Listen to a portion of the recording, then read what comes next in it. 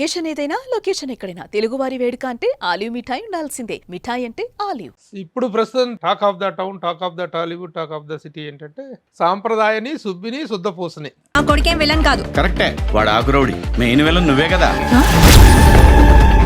Anil రావిపూడితో voice over చేయించాలని thought ఎవరు? అసలు అనిల్ అంటే మాకు అది కాదు, మా ఇద్దరి పేరు అంటున్నావు. లయ ఇది ఇద్దరిది నిజంగా అద్భుతం కాంబినేషన్. అన్న గతంలో ఇదే కదా లైలా టాటా బిర్లా మధ్యలో లైలా, మిస్ అమ్మ, అదిరిందాయ Chandram. Cost of production point of వ్యూలో ఇది ఎంత అయింది అనేటువంటిది చెప్పడానికి అభ్యంతరాలు ఉన్నాయి? నాకేం అభ్యంతరం లేదు, అంతా వైటే కదా. ప్రాబ్లం ఏంటి? ఓకే, 3 కోట్లు. ఆ రోజున నువ్వు మాట్లాడావు అమ్మాయిల డ్రెస్సింగ్ మీద. అమ్మాయిల డ్రెస్సింగ్ మీద మాట్లాడలేదన్న. సరే, ఇంతకీ మహిళా కమిషన్ అడిగిన దానికి ఇచ్చిన సంజాషికి వాళ్ళు సాటిస్ఫై అయ్యి ఏం చెప్పారు, ఏం జరిగింది అనేటువంటిది ఇంటర్నల్గా బయటకి ఏదో వచ్చింది. కానీ అంటే అన్న మహిళా కమిషన్లో సనసోయ and the other ladies Chinmayi, ఏంటి వాళ్ళ రియాక్షన్స్ ఏంటి? నాకు అసలు సంబంధమే లేదన్న. వాళ్ళు ఎవరో కూడా నాకు తెలియనప్పుడు. What is the present stand of Shivaji as far as politics are concern? అంటే నేనేం గమనించకుండా ఉన్నాన్న. ఇది శృతి మించిన తప్పు అని అంటే మాత్రం గత 5 సంవత్సరాల కాలంలో జరిగినటువంటి వాటికి సరైనటువంటి రిప్లేస్మెంట్స్, సరైనటువంటి ఇది ఇవ్వగలుగుతున్నారా అనే విషయంలో what is your answer? 100% satisfaction ఏ ప్రభుత్వం లేదు. దేశాన్నైనా రాష్ట్రాన్నైనా నడపాల్సిన నాయకుడు గనక కరెక్ట్ దారిలో వెళ్తుంటే, ఒకవేళ ఎక్కడన్నా అక్కడక్కడ గాడి తప్పినవి ఉన్నా కూడా సెట్ చేయగల సమర్థత ఉన్న నాయకుడు. ఆ విషయంలో ఖచ్చితంగా కూటమి ప్రభుత్వం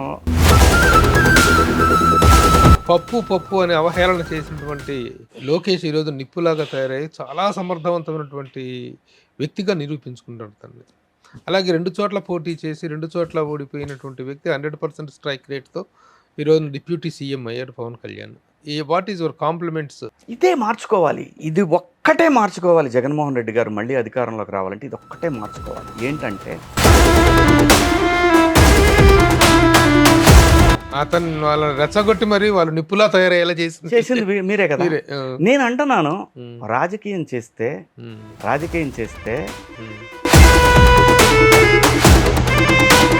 ఓకే, వెరీ గుడ్. మార్చి 6న ప్రేక్షకుల ముందుకు రాబోతుంది. All the best to the entire unit of Sampradayini, Subbini, Shuddhapoosani. Hi, hello, నమస్తే and welcome to my show from the bottom of the heart in Suman TV, the India's largest digital media platform. నా ఎదురుగా ఉన్నాడు పరిచయ వాక్యాలు అవసరం లేని ప్రముఖ నటుడు, నిర్మాత, రాజకీయ నాయకుడు, యాంకరు, రకరకాల పోర్ట్ఫోలియోలతోటి ఈ రోజున మంచి ఫ్లయింగ్ కలర్స్లో కనిపిస్తున్నటువంటి Shivaji is here with me. Hi Shivaji, welcome అన్నా. థ్యాంక్ యూ అన్న. ఇప్పుడు ప్రస్తుతం టాక్ ఏమిటంటే talk of the town, talk of the Tollywood, talk of the city ఏంటంటే సాంప్రదాయని, సుబ్బిని, శుద్ధపూసని. ఇది టాక్ ఆఫ్ ద ఇండస్ట్రీ. ఈ రోజున అద్భుతమైనటువంటి రెస్పాన్స్ వస్తుంది. రిలీజ్ అయిన ట్రైలర్స్కి కానీ, టీజర్స్కి కానీ, సాంగ్స్కి కానీ చాలా మంచి రెస్పాన్స్ వస్తుంది. థియేటర్లో లాఫింగ్ క్లబ్లు అవుతాయి అంటంలో సందేహం లేదు. అలాగే ఇండియాలోనే కాకుండా ఓవర్సీస్ నుంచి కూడా విపరీతమైన రెస్పాన్స్ వస్తుంది. తను ప్రొడ్యూసర్గా గతంలో తను ఆల్రెడీ సినిమాలు చాలా ప్రొడ్యూస్ చేసినప్పటికీ this is the next the recent innings తర్వాత ఈ రోజున శివాజీ అంటే దుమ్ము దులిపేస్తున్నాడు. ఏ క్యారెక్టర్ ఇచ్చినా సై అంటూ తొడగొట్టేసి అద్భుతమైన క్యారెక్టర్ చేస్తున్నాడు, శభాష్ అనిపించుకున్నాడు. ఈ నేపథ్యంలో నిర్మాతగా చేసినటువంటి ఈ సినిమా రేపు మార్చి 6వ తారీఖున థియేటర్స్లో రిలీజ్ కాబోతుంది. ఈ సందర్భంగానే కాకుండా దీనికి సంబంధించిన వివరాలు, విశేషాలు కాకుండా శివాజీని కదిలిస్తే అద్భుతమైన విషయాలు బయటకు వస్తాయి. ఇది సామాజిక పరమైన విషయాలు కానీ, రాజకీయపరమైన విషయాలు కానీ అన్నీ కూలంకషంగా మాట్లాడుకుందాం. ఈ సినిమా పబ్లిసిటీ పాయింట్ ఆఫ్ వ్యూలో దొరికాడు కానీ ఇన్ జనరల్గా అయితే దొరకడు. కాబట్టి మనసుగా అన్న అంత ముందు కూడా మీతోనే చేశాను, నేను ఎవరితో చేయలేదు. చాలా చాలా గ్యాప్ తర్వాత ప్రభు అన్న 2 సార్లు కాల్ చేస్తే అవమానంగా ఉంటుంది అంతే. ఎందుకంటే నేను పిల్లాడిగా ఉన్నప్పుడు మీరు ఇక్కడ నాకు ఒక రకంగా నాకు మన పిల్లాడు అనే అంత అభిమానాన్ని చూపించారు. అవును. So once again very happy. First ఏంటి అసలు ఈ నిర్మాతగా మారాలి? ఇప్పుడు మంచి ఇన్నింగ్స్‌లో ఆర్టిస్ట్‌గా ఫుల్ ఇదిలో ఉన్నావు.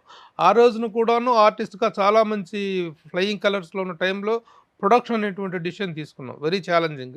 ఇప్పుడు ఇదొక ఛాలెంజింగ్. ఎలా అనిపించింది? ఎందుకు ఈ డిసిషన్ తీసుకున్నావు? డెసిషన్ ఏం కాదన్న, నిజంగా అదే చెప్తున్నా. నా లైఫ్‌లో ఎప్పుడు కూడా నేను ఆలోచించి గో విత్ ద ఫ్లో. హుహు. ఎలా ఉంటే అలా పోదాం ఉందాం అంతే లైఫ్. దానికి హ్మ్. ప్రణాళికలు, మనము నెక్స్ట్ 10 ఇయర్స్‌లో ఇక్కడ ఉండాలి, ఆ తర్వాత మనం ఇక్కడ ఉండాలి, అలాంటిది ఏం లేదన్న. లేదు. Okay. Just go with the flow. అలా వెళ్తున్నప్పుడే 90s అయిపోయింది. 90s తర్వాత కోర్ట్ వచ్చింది. కోర్ట్ కాదన్న, 90s అయిపోయిన తర్వాతనే ఇది విన్నాను నేను. హుహు. విన్న తర్వాత అంటే కోర్టు కథ కూడా ఓకే చేశాను. దాని హ్మ్. తర్వాత ఇదొకటి, దాని తర్వాత దండోరా, దాని తర్వాత కోర్టు కన్నా ముందు దండోరా విన్నాను, తర్వాత కోర్టు విన్నాను. హుహు. సో వాటి మధ్యలో ఇదొకటి వచ్చింది. ఇట్లా ఒక 7-8 కథలను అలా నా దగ్గరికి వచ్చిన వాటిలో మంచిగా వీటిని పిక్ చేసుకున్నాను అన్న. హుహు. ఇంకా ప్రొడక్షన్ అంటే ఆ అబ్బాయి అంటే నాకు ఆ కథని కరెక్ట్గా డీల్ చేసి తీయాల. హ్మ్. మనకు తెలుసు అది. హ్మ్. ఆ పిల్లాడు కొత్త కుర్రాడు, బాగా రాసుకున్నాడు, బ్రహ్మాండంగా రాసుకున్నాడు. హ్మ్. నేను కొంచెం డార్క్ కామెడీ జానర్ అన్న, నాకు హ్మ్. చాలా ఇష్టమైన జానర్. ఎందుకంటే హ్మ్. మీరు డార్క్ కామెడీ జానర్లో మీరు డాక్టర్ అనే సినిమా ఒకటి, హ్మ్. దాని తర్వాత కుక్కు కోకిల నచ్చింది. హ్మ్. ఇలాంటి జానర్లో ఉంది, బాగా నచ్చింది నాకు. హ్మ్. నచ్చిన తర్వాత నేను ఈటీవీ వాళ్ళకి పంపించా. హ్మ్. పంపిస్తే వాళ్ళు చేద్దామమ్మా అన్నారు. హ్మ్. డబ్బులు వాళ్ళవి, నాదేం రిస్క్ లేదు ఇందులో, హ్మ్. నా కష్టమే ఉంది దీంట్లో, ఓకే. నా కష్టమే ఉంది. హుహు. సో థియేటర్కి అనేసరికి నేనేం చేశాను, కొంచెం ఎక్కువ పెట్టాను. మన పర్సనల్ డబ్బులు కొంత రిస్క్ ఉంటుంది, అంతే తప్ప నాకు పూర్తిగా మునిగిపోయే రిస్క్ అయితే నాకేం లేదన్న. ఓకే. Calculated risk. డెఫినెట్గా అన్న, అందులో అబద్ధాలు ఆడటానికి ఏం లేదు. ప్లస్ చాలా సేఫ్ సినిమా అనేది మొదటి నుంచి మనకున్న ఆ చిన్న అనుభవంలో ఖచ్చితంగా ఈ సినిమా మంచి సినిమా అవుద్ది. ప్లస్ మా ఇద్దరి కాంబినేషను, ప్లస్ నాకు ఆ టైటిల్ ఒకటి, సాంప్రదాయాన్ని సుప్పిని శుద్ధపోసని, అలాగే నా 18 ఏళ్ల డ్రీమ్ ఆ సాంగ్, పాయ సాంగ్ నేను ఎప్పుడో లాఫ్టర్ ఛాలెంజ్ షోలో చూశాను అనమాట. మన హైదరాబాద్ ఆయన సయ్యద్ షాబుద్దీన్ సాబ్ అని, ఆయన స్టాండప్ కమెడీనా, అందులో ఈ పాయ మీద ఒక చిన్న ఇది పాడాడు అనమాట. సో అప్పటి నుంచి ఈ సాంగ్ని ఎలాగైనా పెట్టాలి, దీని సాంగ్ లాగా చేసి అని ముందు హిందీ సాంగ్ చేద్దాం అనుకున్నా. ఉర్దూ సాంగ్, హైదరాబాద్ ఉర్దూ సాంగ్ చేస్తే ఉంది, అది కూడా రిలీజ్ చేస్తాను. కానీ ఎందుకు అందరూ ఏమన్నారంటే తెలుగు అయితే బాగుంటుంది అంటే, ఎవరు చేయగలరు తెలుగు అంటే, ఎవరు చేయగలరు, మన వాళ్ళు అన్నీ ఏమో క్యాలిక్యులేషన్స్ లెక్కలేస్తుంటారు మన సాంప్రదాయ మ్యూజిక్ డైరెక్టర్లు. ఎందుకంటే వాళ్ళకి దీన్ని బ్లెండ్ చేయటం అనేది కొద్దిగా లోకల్ వాళ్ళకు ఉన్నంత, అంటే లోకల్ అంటే తెలంగాణ, ఈ హైదరాబాద్ ఉర్దూ కల్చరు ఇది తెలిసిన వాళ్ళు బాగా చేయగలరు. అలా చేయగలిగినోడు మన బోలే షావ్లీ. నాకు బిగ్ బాస్ ద్వారా మంచి ఫ్రెండ్ తను. సో అలా తనకి చెప్పి, బోలే దీన్ని నువ్వేమైనా చేయగలవా తెలుకన్నా, అన్నా గీ అన్నా నేను చూసుకుంటా దీని సంగతి అన్నాడు. 4 రోజుల్లో సెట్ చేసి లిరిక్స్ వినిపించాడు, సూపర్గా సెట్ అయింది. తనే ట్యూన్ చేశాడు. దాంట్లో అందరి పేర్లు వాడారు బాగా. చంద్రబాబు నాయుడు గారు, పవన్ కళ్యాణ్, ట్రంప్, రేవంత్ రెడ్డి, రేవంత్ రెడ్డి అన్న అనే సెన్సార్లో ఏం అబ్జెక్షన్ రాలేదా? ఏం లేదన్నా, మనం ఏమి నెగిటివ్ మాటలు మాట్లాడలేదు కదా. హైదరాబాద్ పాయ గొప్పతనం గురించి చెప్పాం మనం, అంతే. చాలా ఫన్ గాను, అదే సరదా స్పోర్టివ్ గా తీసుకోవడం అనేటువంటిది. సెన్సారాలు నిజంగా ఎవరి పేరైనా వాడితే వాళ్ళ దగ్గర నుంచి సర్టిఫికెట్లు తీసుకుంటే అని అంటారు, కానీ దీంట్లో ఉన్న స్పోర్టివ్నెస్ వాళ్ళు కూడా అది అర్థం చేసుకుంటారు. అంటే అన్న, అది గనక ఆ సిచ్యువేషన్ ఇంకోటి వేరే సిచ్యువేషన్ అయితే యాక్సెప్ట్ చేసేవాళ్ళు కాదేమో, నాకు తెలియదు. కానీ ఈయన సెన్సార్ ఆఫీసర్ గారు అసలు దాని గురించి ఏమి అసలు బాగుంది, చాలా స్పోర్టివ్ గా ఉంది. ఎందుకంటే సెన్సార్ బోర్డు మెంబర్ గా నేను చెప్తున్నాను, చాలా ఇట్లాంటి విషయాల్లో చాలా చేదస్తంగా ఉంటారు కొంతమంది, కానీ ఆయన hats off to the censor office. ఆ స్పోర్టివ్నెస్, సిచ్యువేషనల్, దీన్ని అర్థం చేసుకోగలగాలి. ప్లస్ ఇంకోటి కూడా అన్న, సినిమా చూసిన తర్వాత ఆయన నాతో కొంతసేపు మాట్లాడారు, చాలా బాగా అప్రిషియేట్ చేశారు ఆయన. అసలు ట్రైలర్ చూస్తుంటేనే అసలు నిజం ట్రైలర్ కట్టింగ్ చాలా బాగుంది. Teaser and trailer cutting entertainment comedy సినిమాకి ఇంత షార్ప్ కట్టింగ్ అనేది చాలా బాగా అనిపించింది. ఇవన్నీ కూడా మనమేమి ఎవరికి బయటకి ఇచ్చినాయి కదా, ఎందుకంటే ఆ స్క్రిప్ట్ తెలిసిన వాడు డైరెక్టర్. సో నేనేం చెప్పానంటే, వాళ్ళకి కూడా ఆలోచన లేదు, మీరు చేయండి అబ్బా, బాగా చేస్తారు, మీరు చేయండి, అట్లా ఇది కాన్సెప్ట్ ఇలా అనుకొని అనిల్ గారిని తీసుకొని, అనిల్ గారిని అడిగి ఆయన వాయిస్ ఓవర్ ఇచ్చి, అలా అనిల్ రావిపూడి గారిని, సో అలా దీన్ని మంచి మా ఆఫీస్ వాయిస్ ఓవర్ ఇవ్వటం. అవును, మన ఆఫీస్లో ఈ చేసిన అన్ని ట్రైలర్స్ ఏవైనా సరే ఆఫీస్లో చేసినాయి, డైరెక్టర్ ఎడిటర్ కలిసి కూర్చొని చేసినాయి, అంతే తప్ప మనం ఎవరికి జనరల్గా ఏంటంటే ఇదేనా నేను అనేది, దాని మీద ఫోకస్ పెట్టాలి మనం ఇప్పుడు. లేదంటే అది నాకు కనీసం 3-4 లక్షల రూపాయలు ఎక్స్ట్రా అయ్యేది చేపించడం తప్పని కదా, కొంతమంది బాగా చేస్తారు. అలా స్క్రిప్ట్ తెలిసిన డైరెక్టర్ పక్కన ఉంటే ఎడిటర్ అంటే కొత్త ఎడిటర్లు కదా వీళ్ళంతా, వాళ్ళ దగ్గర ఇన్నోవేటివ్ థాట్స్ ఉంటాయి. అలా మనోజ్ అని మనకి బాగా చేశాడు. ఇద్దరు అనిల్ రావు ఇప్పుడు ఓవర్ వాయిస్ ఓవర్ చేపించాలని థాట్ ఎవరు? నాదే అన్న. ఏమన్నా ఒకటైతే ఈ సినిమాలో ఆ పిల్లల్ని గైడ్ చేశాను నేను, ఐడియాలు అన్నీ. అంటే మంచి కథ తయారు చేసుకున్నారు, బాగా చేసుకున్నారు. నా ఎక్స్పీరియన్స్ వాళ్ళకి ఉపయోగపడింది అంతే తప్ప మనం క్రెడిట్ గా తీసుకోవడానికి ఏం లేదు. వాయిస్ ఓవర్ చెప్పాలని కానీ అనిల్ రావు ఇప్పుడు ఏమన్నా? అసలు అనిల్ అంటే నాకు బాగా దగ్గర మనిషి. అసలు ఓపెనింగ్ అప్పుడే లేకపోతే పల్లాచిలో ఉన్నాడు, సంక్రాంతికి వస్తున్నాం అనే సినిమా చేస్తున్నాడు, వెంకటేష్ బాబు సినిమా. అబ్బాయి ఇట్లా ఓపెనింగ్ పెట్టుకున్నా, అబ్బా అన్నయ్య నేను లేను, నేను పల్లాచి వచ్చాను అంటే నేనే అడిగా, అబ్బాయి నాకు 2 ఈవెంట్స్కి రావాలి నువ్వేం చేసినా సరే అని అడిగా. అలాగే అన్న ఖచ్చితంగా వస్తాను, అలాగే ట్రైలర్కి వాయిస్ ఓవర్ ఒకటి చెప్పాలి అబ్బాయి అని తర్వాత అడిగితే చెప్పేస్తాను. అసలు అంటే ఒకటన్నా నేను సినిమాలో ఏం చేయలేదుగా, కానీ మొదటి నుంచి మా ఊరికి కొంచెం దగ్గర, కొంచెం మా బంధువులకి దూర బంధుత్వం, మా బంధువులకి దగ్గర బంధువు వాళ్ళు. అలా ఇప్పుడుగా చాలా సంవత్సరాల నుంచి పరిచయం అనిల్. సో అయినా కానీ నేను వాళ్ళ పేరుని పాడు చేసేంత ఎక్స్‌ప్లాయిటేషన్ అయితే చేయలేదు ఎవరినైనా సరే. చిన్న కాంటెక్స్చువల్‌గా చిన్న జస్టిఫికేషన్, నాకు ఒక చిన్న సపోర్ట్ కనపడితే అది దాన్ని మాత్రమే నేను ఎక్స్పెక్ట్ చేస్తాను ఎవరి దగ్గర నుంచి అయినా. ఇది తను చాలా నాకు ఇంకొక తను మెయిల్ చేసింది ఏంటంటే, సినిమాని చూసి తను ఏం బాధలేదు, 100% బాగుంది సినిమా, గో హెడ్ అన్నాడు. మళ్ళీ మెసేజ్ పెట్టా, అబ్బాయి నువ్వు నా కోసం ఏం చెప్పట్లేదుగా అని. చిచ్చి లేదన్నా, ఇక్కడ ఏదైనా ఉన్నా కానీ కాదన్నా ఇలా చేయని చెప్తా కదా అన్నాడు. చూసి బాగా ఎంజాయ్ చేశాడు. అట్లాగే ఈటీవీ వాళ్ళంటే అనిల్ గారు చూశారనో, లేదంటే శివాజీ ఫ్రెండ్స్ చూశారనో, ఫ్యామిలీస్ అలా కాదు. ఈటీవీ విన్లో ఒక పద్ధతి ఉంటుంది. వాళ్ళు 4 టెస్టులు చేస్తాడు. ఒక రాకెట్ పైకి వెళ్ళేటప్పుడు ఎన్ని టెస్టులు జరుగుతాయి, అన్ని టెస్టులు జరుగుతాయి. అలా బాపినీడి గారు ఈ సినిమాని మధ్యలో ఓటీటీ అన్నారు వాళ్ళే, బట్ నేను వాళ్ళ ద్వారా చాలా లబ్ధి పొంది ఉన్నాను. సరే అని లోపల బాధ ఉన్నా కూడా మరి డబ్బు వాళ్ళది, మనం యాక్సెప్ట్ చేయాల్సిందే, ఎథికల్గా.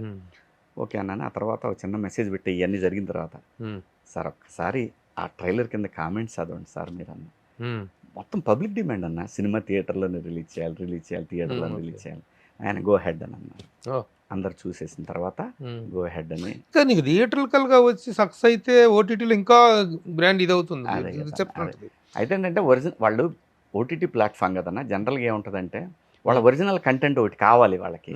మా ఇద్దరి పేరు ప్లస్ మంచి కంటెంట్ దొరికింది, ఓటీటీకి గట్టిగా స్ట్రెంథన్ అవుతుంది అనేది ఆలోచన కూడా వచ్చింది వాళ్ళకి. అందుకని అట్లా అయినా సరే సినిమాకి ఏం కావాలో అది చేసుకుంటా పోతుంది. అది కాదు, మా ఇద్దరి పేరు అంటున్నావు, లయా ఇది ఇద్దరిది నిజంగా అద్భుతం కాంబినేషన్ అన్న. గతంలో ఇదే కదా లైలా, టాటా బిర్లా మధ్యలో లైలా, మిస్ అమ్మ, అదిరిందాయ చంద్రం, 3 100 డేస్ ఫిల్మ్స్, చాలా మంచి కాంబినేషన్. తన కంబ్యాక్ తర్వాత తనకి రాబోతున్న మొదటి హిట్ అనుకోవచ్చు. ఇక కాదండి, హీరోగా తను హీరోయిన్ గా ఫస్ట్ సినిమా మళ్ళీ ఇది కంబ్యాక్ లో. అదే మా ఇద్దరిది. అవునవును, చాలా వండర్ఫుల్. ఆడొకడు బొట్టోడు ఒకడు దొరికాడు, వాడు నాకు 90s లో దొరికాడు. పేరేంటి? భలే ఆర్టిస్ట్ అన్న, రోహన్ రాయ్. భలే ఆర్టిస్ట్ అన్న, వాడు గుంటూరుడే. అట్లాగే యూట్యూబర్స్ ఒకరు ఉన్నారు కదా, శరత్ అండ్ నిషా గారు. నిషా వాళ్ళ కనుక చూస్తుంటే అసలు వదిలి పెట్టామా, ఎడిక్టెడ్ ఇంకా వెళ్ళిపోతాం. వాళ్ళు చాలా మేలు చేశారు ఈ సినిమాకి, చాలా సపోర్ట్ చేశారు. వాళ్ళు ఎలా ఇన్వాల్వ్ అయ్యారు దీంట్లో? వాళ్ళే ఇన్వాల్వ్ అవ్వాలి, నేను ఇన్వాల్వ్ అయిన వాళ్ళతోటి. వాళ్ళు నేను సబ్స్క్రైబర్ వాళ్ళకి బేసిక్ గా బాగా చూసేవాడిని వాళ్ళ వీడియోస్. సరే ఎలాగైనా వీళ్ళని కలవాలి అనుకున్న టైంలో ఒకరోజు సడన్ గా మనకి ఎయిర్పోర్ట్ బయట కార్లో కూర్చొని మాట్లాడుకుంటా అనుకున్నా అనమాట. అన్నాను మా వాళ్ళతో, ఎలాగైనా కలవాలి వాళ్ళని, వైజాగ్ వెళ్తున్నాం అప్పుడు ఎయిర్పోర్ట్కి, ఎలాగైనా కలవాలి వాళ్ళని, ఒకసారి వాళ్ళ అడ్రస్ ఎక్కడ ఉందో కనుక్కోవాలి అని అంటున్నాను. అలా లోపలికి ఎయిర్పోర్ట్లోకి వెళ్ళగానే వీళ్ళిద్దరు కనపడ్డారు. ఇంకా అసలు ఏదో వాళ్ళు పెద్ద బాగా 10-15 ఏళ్ళ నుంచి పరిచయం ఉన్న వాళ్ళలాగా మాట్లాడేస్తున్నాం వాళ్ళతోటి. సో అలా పరిచయం ఏర్పడింది. దాని తర్వాత నేను వాళ్ళని కాంటాక్ట్ చేశాను. నాకు కొంచెం సపోర్ట్ కావాలండి మీది, ఇది కొంచెం ప్రమోషన్స్కే మిమ్మల్ని వాడుకుంటాను అని అడిగా. అయ్యో భలేవాళ్ళండి అని చెప్పి వాళ్ళు ఏం తీసుకోలేదన్న నా దగ్గర. అలాంటి టైప్ కూడా కాదు వాళ్ళు. అలా అని చెప్పి ఇక రేపటి నుంచి మొత్తం వరుసన ఎగబడతారు, మనం డబ్బులు సంపాదించేద్దాం, అలా కూడా కాదన్న. వాళ్ళు కంటెంట్ని వాళ్ళు నమ్మితేనే చేస్తారు, చాలా డీసెంట్ కంటెంట్ అయితేనే చేస్తారు. చాలా బాగుంటాయి. నేను చెప్పాను ఒకటే, ఎట్లా వాడారు అమ్మ, ఎలా వాడుకోవాలి? మేము వెళ్ళాం వాళ్ళ ఇంటికి, నేను లయ పిల్లగాడ వెళ్ళాం. వెళ్ళి అక్కడి నుంచి ఆ ప్రమోషన్ నేనే చేసుకున్నాను. ఆ ఎపిసోడ్ సినిమాలో ఒక ఎపిసోడ్ గా ఉంటుంది, అసలు సినిమా సంబంధం లేదన్న, సంబంధం లేదు. జస్ట్ వాళ్ళు నా సినిమాకి ప్రమోషన్ కి సపోర్ట్ చేశారు అంతే. సినిమాలో వాళ్ళ క్యారెక్టర్స్ అసలు ఏం లేవు, వాళ్ళు ఉంటే అసలు ఇంకా ఇది కదా, వాళ్ళు లేరు అసలు. ఈ తాట ముందు వచ్చి ఉంటే ఇన్వాల్వ్ చేసి ఉండేవాళ్ళు, అంటే ఈ కథలో లేదు, లేకపోతే నేను పెట్టేసేసామండి గ్యారంటీగా. కాకపోతే అన్న వాళ్ళు ఇంత చేసే మూడు మంచిదైతేనే చేసే మూడ్లో ఉన్నాడు అతను. నేను టెస్ట్ ఊరికే టెస్ట్ చేశా ఏంటి ఇంట్రెస్ట్ అంటే. వాళ్ళు కూడా చాలా వస్తుంటారు కదా, అడుగుతుంటారు కదా, హీరోగా చేస్తారా సినిమా చేస్తాం అనగానే వాళ్ళు బెండ్ అవుతారు అనుకుంటే కాదు. వాళ్ళకి ఒక ప్రాపర్ హరీ బరీ లేరు మనుషులు. ఆ డబ్బు పిచ్చ కనపడలేదు నాకు. సో చూద్దాంలేండి జనం. వాళ్ళకి పైగా బిజినెస్ ఉంది, వాళ్ళకి సాఫ్ట్వేర్ బిజినెస్ ఉంది, మా డిజిటల్ మార్కెటింగ్ ఉంది వాళ్ళకి. పెద్ద పెద్ద ఇప్పుడు సపోజ్ సుమన్ లోగో ఉంది కదా, ఈ లోగోలు తయారు చేస్తారు వాళ్ళ కంపెనీ. సుమన్ లోగో ఉంది కదా, అలాంటి వాళ్ళు తయారు చేస్తారు. So they are well off, no issues. లోగోలు ఇవి మెమోంటోలు అవి తయారు చేస్తారు కాదండి, కంపెనీ లోగోస్ తయారు చేస్తారు, దాన్ని మార్కెటింగ్ చేస్తారండి. Okay okay. సో పోతే ఇక మళ్ళీ మనం ప్రత్యేకించి మాట్లాడుకోవాల్సిన డైరెక్టర్ సుధీర్ శ్రీరామ్ కదా, చాలా బాగా కట్టింగ్ అనిపించింది. కొత్త కుర్రోడైన కదా, డైలాగ్స్ కానీ పంచెస్ కానీ చాలా బాగున్నాయి. డైలాగ్స్ తనే డైలాగ్స్ నో డౌట్ చాలా బాగా రాశాడు. ఎలా, how did you spot him? తనే నా దగ్గరకు వచ్చాడు, తనే రెఫరెన్స్ ద్వారా నా దగ్గరకు వచ్చాడు. కథ విన్నాను, అప్పుడు వింటున్నాను నేను. ఇది కోర్టు బిగ్ బాస్ నుంచి బయటకు వచ్చాక 90s కూడా రిలీజ్ అయింది కదా, అప్పటి నుంచి కథలు వింటున్నాను అనమాట. వస్తున్నారు నా దగ్గరికి, క్యారెక్టర్ చేస్తారా, అది చేస్తారా, ఇది చేస్తారా, ఇలా వచ్చిన సినిమా ఇది. అలా వచ్చాడు, చెప్పాడు, బాగా నచ్చింది. నచ్చగానే ఈటీవీ వాళ్ళ దగ్గరికి పంపించాను అనమాట. వాళ్ళకి సింగిల్ సిట్టింగ్లో నచ్చింది. అంతగా అతని ప్రీవియస్ ఎక్స్పీరియన్స్ ఏంటి? అతను అంటే విపరీతమైన ఎక్స్పీరియన్స్ ఏం లేదు. మన రామ్జీ అని ఎవరు సినిమా అని చేశాడు మన అడవిశేష్ గారితో, ఆ సినిమా డైరెక్టర్ అతని దగ్గర ఇతను అసిస్టెంట్. Okay okay. అలాగే మరి ఒక్కంత వంశీ గారి దగ్గర ఒక సినిమాకి ఏదో రైటర్గా కూడా పనిచేశాడు, నితిన్ గారి సినిమాకి. దాని తర్వాత ఇంకంతే నాకు చెప్పినవి అవే. సో బట్ ఏంటంటే బాగా రాసుకున్నాడు. సో ఎక్కడైనా తడబడుతుంటే మనం ఉంటాం కనుక ఆ ధైర్యంతో నేను పర్లేదు కొత్త డైరెక్టర్ అయినా నేను. తర్వాత ప్రొడక్షన్ కొత్త కాకపోయినా పరిస్థితులు మారిపోయినాయి. గతంలో తీసినప్పటికీ ఇప్పటికీ ఏం మారలేదన్న, అన్ని అబద్ధాలు మారినాయి అంటాను, ఏమీ లేదు. కాలానుగుణంగా మనకి పెంచే రేట్లు పెరుగుతాయి, దాని తర్వాత టెక్నికల్గా మారింది అంతే తప్ప 24 క్రాఫ్ట్సే ఉన్నాయి, షూటింగ్ టైమింగ్స్ అవే ఉన్నాయి, లైట్లు అవే ఉన్నాయి. అంటే నువ్వంటే డిసిప్లిన్గా ఉన్నావు కాబట్టి నువ్వు చెప్పగలవు శివాజీ. ఇప్పుడు మామూలుగా బయట అయితే నువ్వు 6 o'clock అయితే ప్రొడ్యూసర్గా కమ్ హీరోగా నువ్వు 6 గంటలకు వచ్చి సెట్లో కూర్చుంటే 6 గంటలకు రావాలని 9 to 6 కాల్ షీట్, అంటే ఆ కాల్ షీట్ని రెస్పెక్ట్ చేయాలని ఉంటుంది. కానీ until and unless you don't maintain that discipline చాలా దుర్మార్గంగా ఉంది ప్రస్తుతం పరిస్థితి. అది ఎక్కడైనా ఉంటుంది అన్న, ఎప్పుడైనా ఉంది. ఇప్పుడు అదే నేను అంటున్నాను, ఇప్పుడు నోరు లేని జంతువుని మనం తాడుగట్టి తీసుకుపోతే గనముల మీదనే మేస్తుంది, కొద్దిసేపు తాడు వదిలేస్తే చేలో పోయి మేస్తుంది, అంతే కదా. తాడు వదలకూడదు కదా నువ్వు, తాడు పట్టుకోవటమే discipline. That is what I'm telling. అంతే కదా. ఎందుకంటే ఈ మధ్య కాలంలో ఎక్కడైనా అన్న మీరు కాదు, సింపుల్ గా ఇదే కంపెనీ అనుకుందాం, వదిలేయకూడదు కదా ఓనర్. వదిలేస్తే ఏముంది అంటే ఎవరైనా తింటారని కాదు, ఎవరు తినరు అసలు సినిమా ఇండస్ట్రీ ఎవరు తినరు. ఇప్పుడు ఇంటర్వ్యూ విషయంలో కూడాను 10 o'clock శివాజీ ఇంటర్వ్యూ అని ఫిక్స్ అయ్యాము. నేను 10 o'clock ఇక్కడికి రావడానికి ఒక ½ minute నువ్వు లోపలికి ఎంటర్ అయ్యావు, నీ వెనకాల నేను ఎంటర్ అవుతున్నా. నేను వచ్చిన తర్వాత శివాజీ రావాలని కోరుకున్నాను నేను అనుకున్నా. నాకంటే ముందే ఒక హాఫ్ మినిట్ ముందు వచ్చింది అనమాట.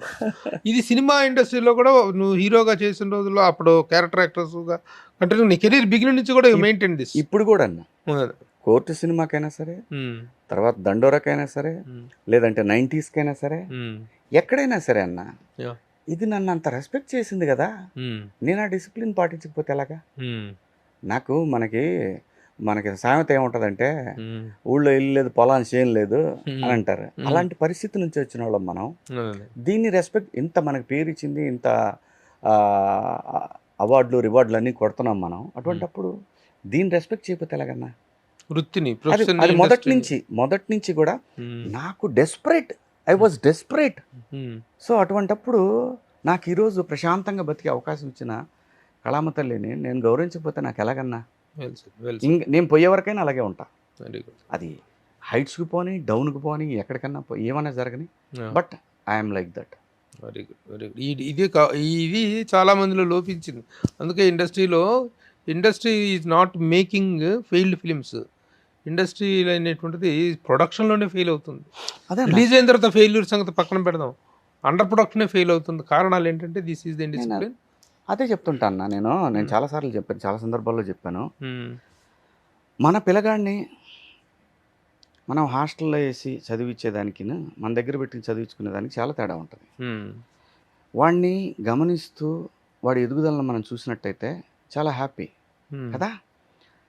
వాడిని అలా వదిలేసి, ఎరా వచ్చావా ఇంటికి అని నేను అడిగాను అనుకో, నాన్న ఇంకా రాలేదు, వాడు 5 minutesలో ఉంటా నాన్న అని చెబుతాడు. అదే నేను ఇంట్లో ఉన్నాను, ఏంది ఇంకా రాలేదు నువ్వు అని అంటే వాడికి అప్పుడు భయపడతాడు. వాడు రేపటి నుంచి నాన్న ఇంట్లోనే ఉండి ఫోన్ చేస్తాడు, ఎక్కడా అని అంట. అంటే ఇప్పుడు వాడికి అర్థం కాకుండా ఇంట్లో ఉన్నానా బయట ఉన్నానా తెలియదు, కానీ వాడు రావాలి. సో అలాగే ఇది జస్ట్ లైక్ నీ కిడ్నీ ఎలా పెంచుతావో అలా పెంచాల్సిందే అన్న దీన్ని.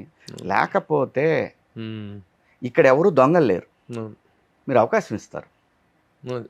తలుపు తెచ్చిపెట్టి జాగ్రత్తగా ఉండాలి అని అంటే సతీయుగం కాదు కదా ఇది. Cost of production point of వ్యూలో ఇది ఎంత అయింది అనేటువంటిది చెప్పడానికి అభ్యంతరాలు? నాకేం అభ్యంతరం లేదు, అంతా వైటే కదా. ప్రాబ్లం ఏంటి? ఓకే, పోయింది, ఆ రోజులు పోయినాయి అన్న. బ్లాక్లు పోయినాయి, 10 ఏళ్ల క్రితమే పోయినాయి. ఇప్పుడు ఏంటి, బ్యాంక్ లోన్లు తీసుకొని చేస్తున్నారు, లేదంటే ఫైనాన్షియర్స్ కూడా వైటే చేస్తున్నారు. ఆ భయం వచ్చేసింది. అంటే నేను ఈ ప్రశ్న అడగడం కూడా ఎకనామిక్స్ తెలుసుకుందామని. అదేనా, ఈ హెల్దీ ప్రొడక్షన్ 3,58,00,000 రూపాయలు అయిందన్నా నేను ఫస్ట్ కాపీ తీసి ఇచ్చేసరికి, చేతికి ఇచ్చేసరికి. ఓకే, ఈ మధ్యకాలంలో ఒక 4-5 లక్షల ప్రమోషన్స్కి నా సైడ్ నుంచి మనం చేయించుకోవడానికి అయిందన్న, అంతే. మిగతాదంతా వాళ్ళే చూసుకుంటున్నారు, మనకేం సంబంధం ప్రమోషన్స్. అది అంటే ప్రాఫిట్ షేర్స్ ఎట్లా? ప్రాఫిట్ షేర్స్ ఏంటంటే నేను అంటే థియేటర్ రిలీజ్ అనేసరికి జనరల్గా ఏ ఓటీటీ ఛానల్లో ఏముంటుందంటే ప్రొడ్యూసర్ కమిషన్ ఉంటుంది. ఒక బడ్జెట్లో 10% ప్రొడ్యూసర్ కమిషన్ ఉంటుంది. ఆ కమిషన్ ఏం లేదన్న నాకు. నేను థియేటర్కి చేస్తానని ఒప్పుకున్న సినిమా ఇది. థియేటర్కి చేసేటట్టయితే మరి ఆ కమిషన్ ఉండదు నీకు, నో ప్రాబ్లం, ఫైన్. అలానే మొదలుపెట్టాం. దాని తర్వాత నేను అబ్బాయి చెప్పిన ఆర్టిస్టులు అయితే నాకు డబ్బులు మిగులుతాయి, న్యాయంగా చెప్పాలంటే. దాంట్లో వాళ్ళు ఇచ్చిన బడ్జెట్లో 5-10 లక్షలు అయినా మిగులుతాయి. ఎందుకంటే లైఫ్లో ఒకటే ఏమన్నా, నాది కాంది నాకు వద్దు, నాది కాంది నాకు వద్దు, బై డిఫాల్ట్ వద్దు. కానీ నేనేం చేశానంటే కొంచెం ఈ ఉన్న సినిమాని ఎన్హాన్స్ చేయడానికి ఆర్టిస్టులు కావాలి నాకు. అందుకని ఆర్టిస్టులను గట్టిగా పెట్టాను. అక్కడ కొంచెం పెరిగింది. అలాగే షూటింగ్ డేస్ యాక్చువల్గా 35 to 40 days వాళ్ళు ఇచ్చింది, నాకు ఒక 48 days అయిందన్న. ఇందులో కొంత షూట్ చేసిన తర్వాత నచ్చక, లేదబ్బా ఈ లొకేషన్ బాగాలేదు మనకి, మనం ఇంకో లొకేషన్లో చేద్దామని, ఇలాంటి చిన్న ఒక 2 రోజులు వర్షం పడింది. అలాగే సాంగ్ ఒకటి యాడ్ చేశాను, అంతకుముందు స్క్రిప్ట్లో సాంగ్ లేదు, సాంగ్ ఒకటి యాడ్ చేశాను, అదొక 3 రోజులు, ఇట్లా అంతే. ఓకే, కాబట్టి ఇప్పుడు ఏంటంటే నేను అడిగేది, ఇటు 3,55,00,000 ఏదో 58 లక్షలు ఏదైనా కదా, 3,55,00,000కి ముందు అనుకున్నది ఎంత, పెరిగింది ఎంత? 2,90,00,000 అన్న, దానికి మిగతాది అది పెరిగింది. సరే, ఈ ఎక్స్ట్రా సాంగ్ వల్ల డేస్ కొంచెం నెంబర్ ఆఫ్ డేస్ పెరగటం వల్ల ఆర్టిస్టులు పెరిగింది. బట్ వాళ్ళు ఓటీటీ అన్నప్పుడు నాకు ఇంకా నా రెమ్యునరేషన్ కూడా కలిపి ఇస్తామన్నారు. ఏది ఆ ప్రొడ్యూసర్ రెమ్యునరేషన్ ఏదైతే ఉందో అది కూడా కలిపిస్తా అన్నారు, ఏది పెట్టింది కూడా కలిపి. సో ఫేర్ ఎనఫ్ కదన్నా. అవునవును, very Deal fair fair business, enough very కదా. వెరీ ఓపెన్ గా ఉంది. వెరీ వెరీ ఇంకోటి కూడా అంటే ఈటీవీ ఈ మధ్య కాలంలో చేసినటువంటి వాళ్ళ ఒరిజినల్స్ లో కానీ బయట థియేట్రికల్ గా చేస్తున్నాయి కానీ అద్భుతాలు చేస్తున్నారు. మంచి కంటెంట్. మంచి కంటెంట్ ఇస్తున్నారు, healthy production. Yes. That is very important. అవునండి. ఈ ప్రశ్నలను ఆడటానికి సినిమాకి సంబంధించిన ఎకనామిక్స్ తో పబ్లిక్ కి సంబంధం లేదు, కానీ ఇండస్ట్రీ Industry కి అవసరం. అడుగుతున్నా, ఇండస్ట్రీకి తెలుసుకోవాల్సిన అవసరం ఉంది. నేను చూశాను కదన్నా, కేవలం ఒక నిర్మాతగా కొంత దెబ్బలు తగలటానికి రీజన్ కూడా నిర్మాతే నిర్మాత అని నాకు అనిపించింది అన్న. ఐ రెస్పెక్ట్ ఎవ్రీ ప్రొడ్యూసర్, కానీ నేనేమంటున్నానంటే నీకు రావాల్సిన దానికన్నా తక్కువ వస్తుందేమో చూసుకోవట్లేదు. ఒకవేళ నువ్వు మిస్ అయ్యావు అంటే అది కేవలం నీ పాత్రే తప్ప ఇంకా ఎవరిది దాంట్లో ఇన్వాల్వ్ చేయడానికి లేదు. ఇండస్ట్రీని బ్లేమ్ చేయడానికి అస్సలు లేదు. ఓకే, ఇక్కడ ఎవరు దొంగలు లేరు, దారులు తెరుస్తున్నారు మీరు, అంతే అని నాకు అనిపించింది. Due respect. సో ఈ నిర్మాతల స్వయంకృత అపరాధాలు ఉన్నాయి, బయట జరుగుతున్న దురాగతాలు కూడా ఉన్నాయి తమ్ముడు. నిజంగా నిర్మాత అనేటువంటి వాడిని నెట్ట నిలుడ నిలుదోపిడి చేస్తున్నారు, బట్టలు ఇప్పుడు నిలబెడుతున్నారు. కొన్ని సినిమాలు, కొన్ని ప్రొడక్షన్ల దుర్మార్గాలు చూస్తే మా అనుభవం నాకు తెలిసినటువంటి అంటే చెప్తే నేను అనేది, మీరు ఒక సినిమాలో ఈవి గారిది అనుకుంటా, చార్మినార్ అమ్ముతారు, ఇతను కొంటాడు. అవును, అలా వద్దు కదా అంటున్నాను. అవునవును, అవునవును, ఫస్ట్ మనం ఇప్పుడు మనం ఇక్కడి నుంచి అమెరికా పోవాలంటే ప్రాసెస్ ఉంది. అవును, మనం ఒక వీసా తీసుకోవాలి, ఆ తర్వాత అమెరికా వెళ్ళాలి, దిగిన తర్వాత మనకి ఎవరైనా చెప్పడానికి ఉండాలి. అవును, 2-3 సార్లు వెళ్ళొస్తే కానీ మనకి దాని మీద ఒక క్లారిటీ రాదు. This is experience. అవును, అది కాకుండా వచ్చేసి డైరెక్ట్గా నువ్వు నేను ఇప్పటిదాకా అన్నిట్లో సక్సెస్, నేను చాలా పెద్ద పెద్ద 12 టైర్ లారీస్ కూడా తోలాను. అక్కడి నుంచి చిన్న లారీల దగ్గర 12 tyre lorries, 14 tyre, 50 tyre lorries తోలాను. I want to buy a jet. నాకు అన్ని డ్రైవింగ్ చేయటం వచ్చు కదా, నేను జెట్ తోలుతానని చెప్పి గాల్లోకి ఎగిరినట్టు ఉంటుంది. అలా వద్దండి. అలా వాళ్ళని అలా జరుగుతుంటాయి. అలాంటి వాళ్ళకి ఇలాంటి మీరు చెప్పినవి జరుగుతుంటాయి. లేకపోతే వందల సినిమాలు ఎలా తీశారన్న, నాయుడు గారు కానీ, చౌదరి గారు కానీ, చాలా పెద్ద కంపెనీలు. ఇప్పుడు దిల్ రాజు గారు 50 పైన సినిమాలు తీశారు, సితార వంశీ గారు తీసుకుంటున్నారు. నేను అనేది వాళ్ళు వాళ్ళ బాధ్యతని సక్రమంగా నిర్వర్తించారేమో అని నాకు అనిపించింది. అన్ని సినిమాలు తీశారంటే నాయుడు గారు లాస్ట్ మూమెంట్స్లో కూడా నేను చేశాను ఓ సినిమా. అప్పుడు కూడా ఆయన 7 o'clock కాల్ షీట్ 7 o'clock ఉంటాడు ప్రొడ్యూసర్ ఆయన. ప్లస్ ఇంకోటి ఆయన సెట్లో సర్దుతున్నాడు. వాళ్ళు ఉంటారు ఎప్పటికీ, వాళ్ళు ఎప్పటికీ ఉంటారు. అయిపోతే ఇది అయిపోతే next March 6th is the release date అన్న. ఎలా చేసావు, బిజినెస్ ఎలా జరిగింది? ఓవర్సీస్ థియేటర్కి వచ్చావు? అంతా ఓన్ రిలీజే అన్న, అంతా ఓన్ రిలీజే. అది మన వీళ్ళు చేస్తున్నారు, వంశీ నందిపాటి గారు, బన్నీవాస్ గారు, టీవీ వర్క్స్. ఓకే, బన్నీవాస్ వాళ్ళు రిలీజ్ చేస్తున్నారు, వాళ్ళు డిస్ట్రిబ్యూషన్ వాళ్ళు భలే స్మెల్ చేస్తున్నారు. మంచి మంచి సినిమాలు ఎక్కడ ఉన్నా అంటే ఏముంటుంది మీకు తెలియదే ఉంది. ఇప్పుడు సరే నాకు మీతో బిజినెస్ కరెక్ట్ గా ఉందనుకోండి, నేను మిమ్మల్ని మీరు నన్ను ఫాలో అవుతారు, నేను మిమ్మల్ని ఫాలో అవుతాను. అంతే, విన్ విన్ సిచ్యువేషన్. బాగుంది. వాళ్ళ గోయింగ్ కూడా చాలా బాగుంది. అంతే అన్న. ఓవర్సీస్ వచ్చేసి మనకి అథర్వ భద్రకాళి అని వాళ్ళు ఈ మధ్య చాలా సినిమాలు చేస్తున్నారు. మొత్తం వరల్డ్ వైడ్ వాళ్ళే రిలీజ్. అది కూడా డిస్ట్రిబ్యూషన్ అన్న, దానికి ఏమి అమ్మటము అట్లాంటి ఏం లేదు. కర్ణాటక కూడా డిస్ట్రిబ్యూషనే చేస్తున్నారు. ఈ సినిమాకి నిజం చెప్పాలంటే చాలామంది డిస్ట్రిబ్యూటర్స్ చాలా ఎంకరేజింగ్ ఉందన్న. అంటే ఈటీవీ వాళ్ళు పూర్తిగా అమ్మరు సినిమాని. అలాగే తమిళనాడుకి అడిగారు, చెన్నై, కొంచెం మన తెలుగు ప్రాంతాల్లో వేయటానికి, అది కూడా అయిపోద్ది అన్న. బాగుంది, ఏ మాటకి ఆ మాట. సినిమాకి మార్కెట్లో కనపడుతుంది. ఓకే, March 6th రిలీజ్ కాబోతుంది. All the best. Thank you అన్న. ఇప్పుడు ఈ ఇన్నింగ్స్లో మరొక ప్రత్యేకమైన పాయింట్, గతంలో కానీ ఇప్పుడు కానీ ఈ ప్రొడక్షన్ చేసేసావు, యాక్టింగ్లో మంచి చేసావు, ఇక ఈ టేస్ట్ని బట్టి చూస్తుంటే డైరెక్షన్ కూడా త్వరలో ఉండొచ్చు అనే. చేయనన్న, నాకు రాదన్న. నేను సలహా ఇవ్వగలనే కానీ ఇది ఇలా ఉంటే బాగుంటుందమ్మా అని అనుభవంతో నేను కథ రాయలేను. కానీ రాసిన కథను నేను కరెక్ట్గా జడ్జ్ చేయగలను, దాన్ని ఇంప్రూవైజ్ చేయగలను కావాలంటే. నాకున్న స్కిల్ అంతవరకే. నేను చేయగలను, చేయలేను కాదు, బట్ ఆ స్ట్రెస్ నాకు వద్దు. అది టూ మచ్ స్ట్రెస్. రాసుకునేవాడికి, అదే పని చేసేవాడికి అది ఈజీయే, అది పెద్ద కష్టమైన పని ఏం కాదు. అది కష్టమైన అనుభవం ఉన్నాడికి. నాకు ఇన్ని సినిమాలు 100 సినిమాల ఎక్స్పీరియన్స్ ఉన్నా కూడా, బట్ నేనేంటంటే ఇంప్రూవైజేషన్ చెప్పగలను కానీ చేయాలనుకుంటే నాకేముందన్న, నాకేం పెద్ద పెద్ద పెద్ద పని నా దగ్గర. రీమేక్లో 2 రీమేక్లు కొనిపెట్టా ఎప్పటి నుంచో. నాకు ఆ పని లేదు. అదేలే. చేసేది మాత్రం ఏదన్నా ఉంటే దీన్ని ఇక్కడ ఇది ఇలాంటిది ఒకటి తీసుకుంటే బాగుంటుందమ్మా ఎయిట్ కట్లు అలా చెప్పగలమే తప్ప మన ఎక్స్పీరియన్స్ తోటి అది మన పని కాదు. Okay, very good. మార్చి 6న ప్రేక్షకుల ముందుకు రాబోతుంది. All the best thank you to the entire unit of Sampradayini Suppini Shuddhapoosani #SSS. బాగుంది. ఓకే, నెక్స్ట్ శివాజీ తోటి ఈ చాప్టర్ ఫినిష్ చేద్దాం. Next chapter Shivaji means a sensation in social and political aspects also. అన్నా సామాజిక విషయాల్లోనూ రాజకీయ పరంగా కూడాను శివాజీ తను ఒక ప్రత్యేకమైన మార్క్ క్రియేట్ చేసుకున్నాడు. అన్నా ఈ మధ్య కాలంలో చాలా పాపులర్ అయిపోయావు. అంటే పాపులారిటీ కొత్త ఏమి కాకపోయినప్పటికీ ఆ పాపులారిటీకి మరికొంత యాడెడ్ స్ట్రెంగ్త్ చేరింది ఒకానొక విషయంలో, నువ్వు మాట్లాడినటువంటి విషయంలో. అన్నా ఈ పెల్మెల్ తర్వాత నీకు వచ్చిన ఫీడ్బ్యాక్ ఏంటి? ఆ రోజున నువ్వు మాట్లాడావు అమ్మాయిల డ్రెస్సింగ్ మీద. అమ్మాయిల డ్రెస్సింగ్ మీద మాట్లాడలేదన్నా. మన హీరోయిన్లు బయటకు వెళ్ళినప్పుడు హీరోయిన్ల డ్రెస్సింగ్ సొసైటీని మొత్తాన్ని ఇన్వాల్వ్ చేయటం వేరు. మన పిల్లల్లాగా అనుకొని ఒక మాట చెప్పాను. ఆ సందర్భంలో పదమేం బూత్ కాదు, కానీ ఆ సిచ్యువేషన్ అది వాడకూడదు, which is wrong. I realise I said sorry అంతే. ఇంకా నేను చెప్పిన తర్వాత కూడా అది చాలా ఫ్లైర్ అప్ అయినట్టుంది. ఇంకా నేను మాట్లాడినని చెప్పాను. నేను ఉమెన్ కమిషన్కి వెళ్ళాను, అక్కడ జరిగిందంతా చెప్పాను. చాలా మంది మన పరిశ్రమలో ఉన్న మహిళలు, కొంతమంది అలాగే కొంతమంది జర్నలిస్టులు మహిళలు వాళ్ళు చాలా మంది కంప్లైంట్ చేశారని నాకు తెలిసింది. అంటే నా నిజాయితీకి ఇంకోటి ఏంటంటే ఒక 40-50 మంది ఆ కంప్లైంట్లో ఉన్నారు. కంప్లైంట్ ఇచ్చిన వాళ్ళలో, కంప్లైంట్ చెప్తున్న వాళ్ళలో ఎవరు పేపర్ మీద ఇవ్వలేరు. మళ్ళీ వాళ్ళల్లో నుంచే ఒక ఇద్దరు, ఏంటి బాస్ ఇంత కసి ఉంది నీ మీద, ఇంత గ్రడ్జ్ ఉంది అంటే, నేననేది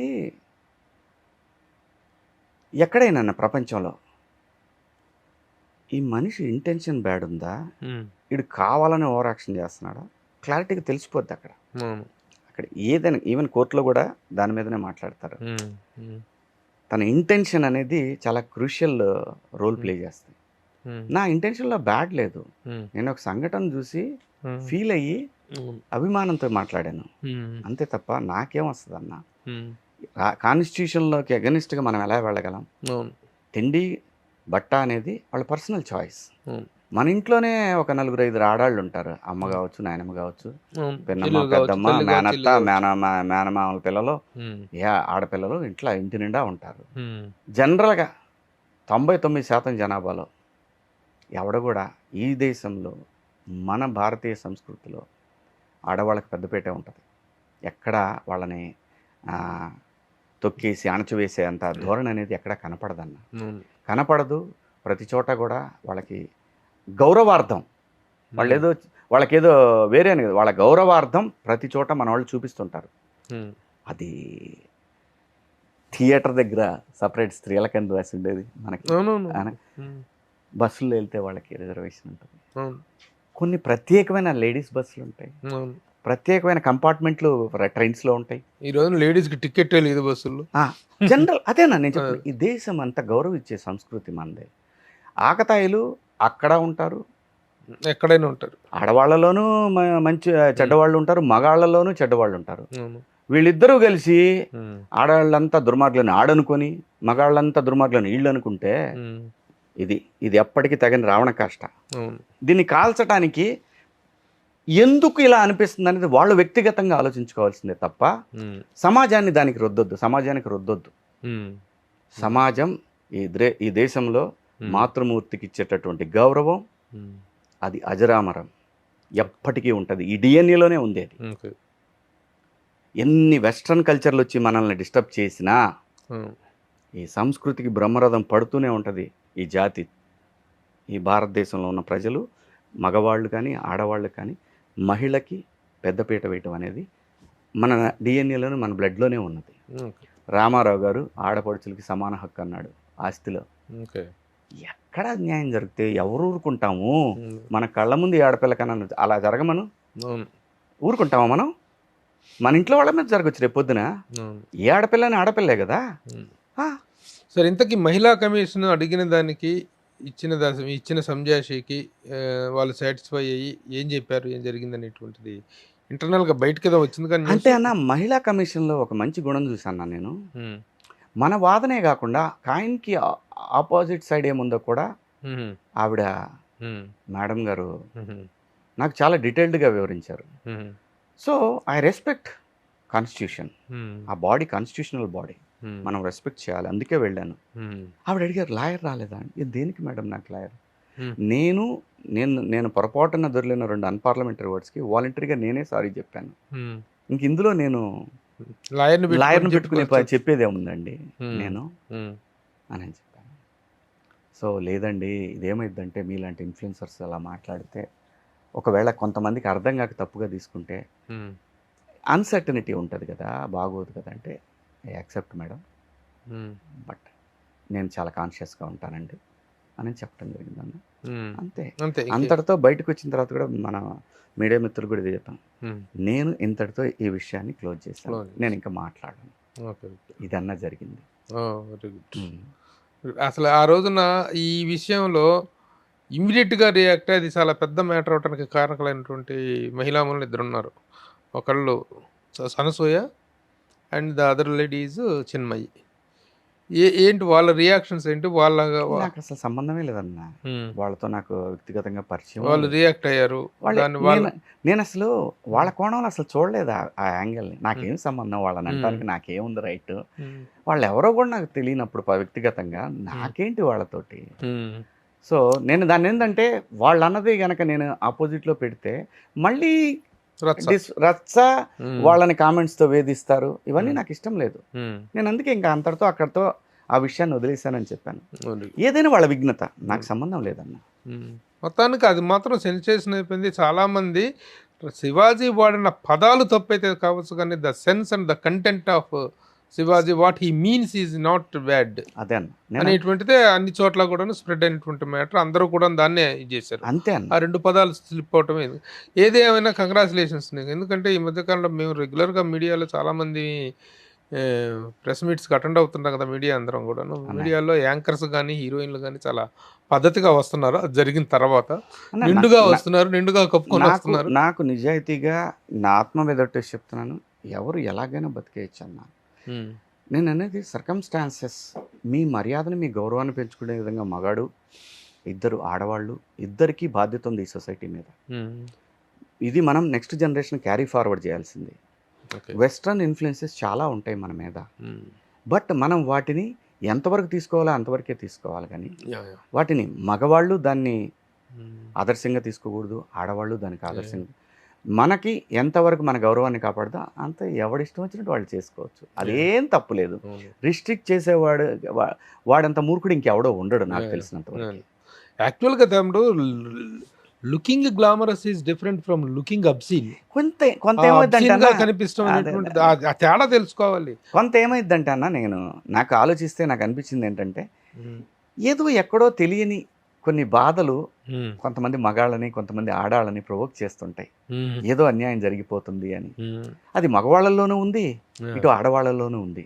సో వీటన్నిటిని బ్యాలెన్స్ చేసుకొని ముందుకు పోయి రాబోయే తరాలకు మనం అందిస్తే ఇంకా మన పిల్లలు మన జనరేషన్స్ బాగుంటాయి. అంతే. రాజకీయాల పట్ల శివాజీకి ఉన్న అవగాహన, శివాజీ ఏర్పరచుకున్న అవగాహన చాలా మెచ్యూర్డ్గా అనిపిస్తుంటుంది. What is the present stand of Shivaji as far as politics are concerned? అంటే నేనేం గమనించుకునే ఉన్నానా, ఇది శృతి మించిన తప్పు అని అంటే మాత్రం ఖచ్చితంగా మాట్లాడతాను. సరే, ఈ ప్రభుత్వం వచ్చి ఒక 1.5 year అవుతుంది. సో కాబట్టి ప్రతి వాళ్ళకి సెటిల్ అవడానికి టైం పడుతుంది, ఎవరికైనా సరే. సో చిన్న చిన్న తెలిసి తెలియని ఒక లెస్ పర్సంటేజ్, ఒక 10-15% ఎమ్మెల్యేలు కన్ఫ్యూజ్ అవుతూ చేసే చిన్న చిన్న పొరపాట్లు, అంతే తప్ప అది రాష్ట్రానికి పెనుముప్పుగా తయారయ్యేటట్టయితే మాట్లాడతా అన్న. పెనుముప్పుగా తయారటం సంగతి ఏమో కానీ 1.5 years is not a less time. 6 నెలలు అంటారు సీట్లు సర్దుకోవటానికి మనుషులు ఒక పొజిషన్స్లో పరిస్థితుల పట్ల అవగాహన ఏర్పరచుకోవడానికి ఒక కొత్తగా ఏర్పడిన ప్రభుత్వానికి ఒక 6 నెలల టైం అనేది గ్రేస్ పీరియడ్ అంటారు. కానీ ఇప్పటికి 1.5 ఇయర్ అయిపోయి దాదాపు 2 ఇయర్స్ కావస్తుంది కూటమి ప్రభుత్వం ఏర్పడి.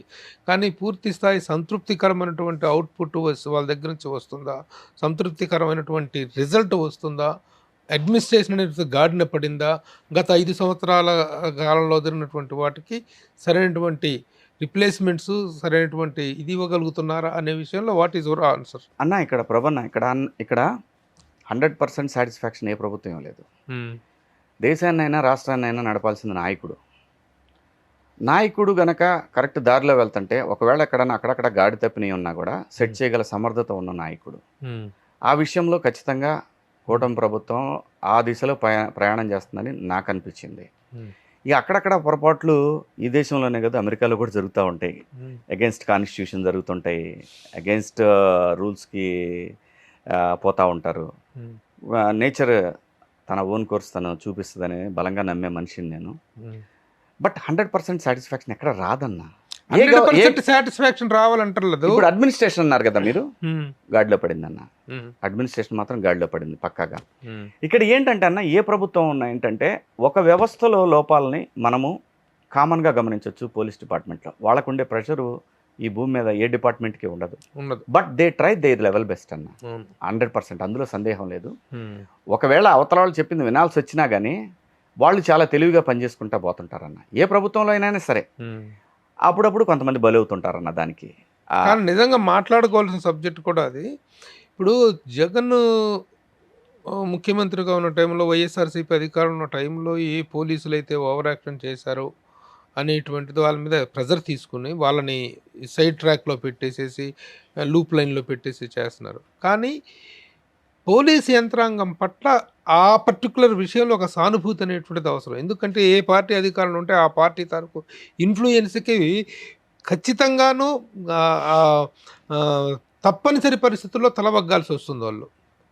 ఆ పరిస్థితులు కల్పిస్తుంది ఈ రాజకీయ నాయకులు. ఈ రోజున తెలుగుదేశం పార్టీ వచ్చినా సరే వాళ్ళ డ్యూటీ వాళ్ళు చేస్తున్నారు. కానీ చాలా మంది ఆఫీసర్స్ ని జగన్ ప్రభుత్వంలో ఉన్నప్పుడు ఉన్నటువంటి వాళ్ళని ఇప్పుడు వీళ్ళు లూప్ లైన్ లో పెట్టి పోలీసు డిపార్ట్మెంట్ తాలూకు ఆ నిస్సహాయతని అర్థం చేసుకోకుండా ఇప్పటికీ పోస్టింగ్లు ఇవ్వకుండా వాళ్ళని ఏడిపిస్తున్నారు అన్న, వాళ్ళని ఇది చేస్తున్నారు అనేటువంటి దానికి వాట్ ఈజ్ యువర్ అబ్జర్వేషన్? అన్న నేను అబ్జర్వ్ చేసిందంటే వేళ్ల మీద లెక్క పెట్టగలిగినంత మందిని మాత్రమే మీరు చెప్పిన ఆ లైన్లో ఉన్నారు. వాళ్ళ మీద డిపార్ట్మెంటల్ ఎంక్వైరీలు నడుస్తూ ఉంటాయి. ఒకవేళ వాళ్ళు ఇది అన్యాయం అని చెప్పి కోర్టుకు వెళ్ళిన వాళ్ళు మళ్ళీ పోస్టులు తెచ్చుకున్న సందర్భాలు కూడా ఈ 2 సంవత్సరాల్లో జరిగినాయి. సో కాబట్టి అప్పుడున్నంత ఆ వ్యతిరేకత ఏదైతే 40 మంది డిఎస్పీలు కమ్మోళ్ళు ఉన్నారని, ఇలా ఆఫీసర్ని సిఐల్ని వాళ్ళని లూప్ లైన్లో పెట్టడము, శాలరీస్ కూడా రాకపోవటము, సో ఇలాంటి పరిస్థితులు అయితే ఈ ప్రభుత్వంలో కనపట్లేదన్న. అది ఐఎమ్ షూర్. అలాగే చాలామంది కార్యకర్తల్లో కూడా గత ప్రభుత్వంలో ఉన్న ఆఫీసర్లు మీరు ఎందుకు కంటిన్యూ చేస్తున్నారని, ఇదేంటంటేనా కార్యకర్తల మధ్య అటు ఆ పార్టీ కానీ ఈ పార్టీ కానీ కొంత ప్రభుత్వ నాయకత్వం ఒత్తిడికి గురవుతూ ఉంటుంది. ఈ ఒత్తిడిని భరిస్తూనే రూల్ బుక్ని ఫాలో అవుతూ పోతా ఉన్నాడు నాయకుడు. ఇదైతే గమనించాను. కొన్ని సందర్భాల్లో మాత్రం రాజు అనేవాడు మొండిగా ఉండాల్సిందే. ఆ లోపం కూడా నేను గమనించాను బాబు గారిలో. కొన్ని సందర్భాల్లో కొన్ని చర్యలు ఖచ్చితంగా తీసుకోవాలా. ఏ విషయాల్లో, ఏ కేసుల విషయంలో ఆయన అంత సమర్థవంతంగా వ్యవహరించలేదని మీరు అనుకుంటున్నారు?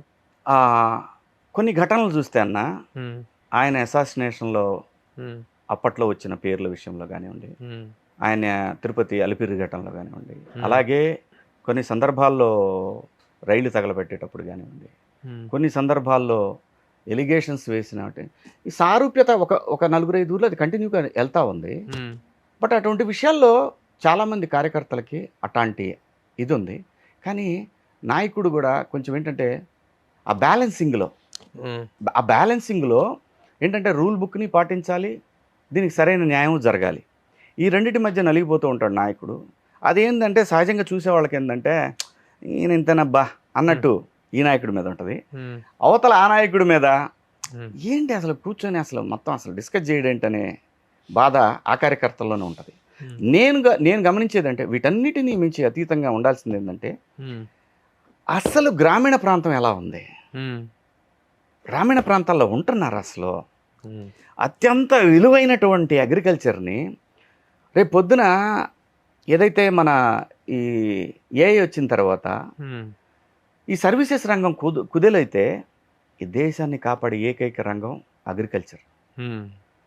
ఎక్కడా కూడా మొదటి నుంచి అంటే నాకు ఊహ తెలిసిన దగ్గర నుంచి, నేను కాలేజీ నుంచి బయటకు వచ్చిన దగ్గర నుంచి, అంటే గడిచిన 25 ఏళ్లలో ఈ 25 ఏళ్లలో నేను గమనించింది ఏంటంటే డిపార్ట్మెంట్లో చాలా డిపార్ట్మెంట్లు, అది అగ్రికల్చర్ డిపార్ట్మెంట్ కానీ, ఇరిగేషన్ డిపార్ట్మెంట్ కానీ, హెల్త్ డిపార్ట్మెంట్లో కానీ, అలాగే ఫుడ్ సెక్యూరిటీ ఏదైతే ఫుడ్ ఇన్స్పెక్టర్ ఉంటుందో ఈ డిపార్ట్మెంట్స్ కానీ నేను ఎప్పుడు చూడలేదన్న వీళ్ళని ప్రజలతో కోఆర్డినేట్ అవుతూ సమాజంలో మేము ఉన్నాము అని చెప్పేదని మాత్రం నాకు కనపడలేదు. ఏ గవర్నమెంట్లోనూ కనపడలేదు, విచ్ ఈస్ రెడిక్యులస్.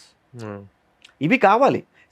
ఇక్కడ మనకి ఏవైతే మనకు ప్రాజెక్టులు వస్తున్నాయి, చాలా పెద్ద పెద్ద అభివృద్ధి కార్యక్రమాలు జరుగుతున్నాయి, కానీ వీటికి అండర్ కరెంట్గా జరుగుతున్న అవినీతి మీద ఖచ్చితంగా ఫోకస్ చేయాల్సిన అవసరం ఈ ముఖ్యమంత్రి గారికి ఉంది, రేపు రాబోయే ముఖ్యమంత్రుల మీద ఉంటుంది, గతంలో గడిచిన ముఖ్యమంత్రి మీద.